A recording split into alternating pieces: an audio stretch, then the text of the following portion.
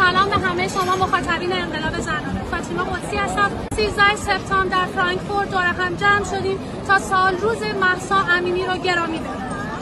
امروز 13 سپتامبر ما صدای مهساها هستیم که در ایران زندگی می‌کنند و خواستار بایکوت جمهوری اسلامی ایران.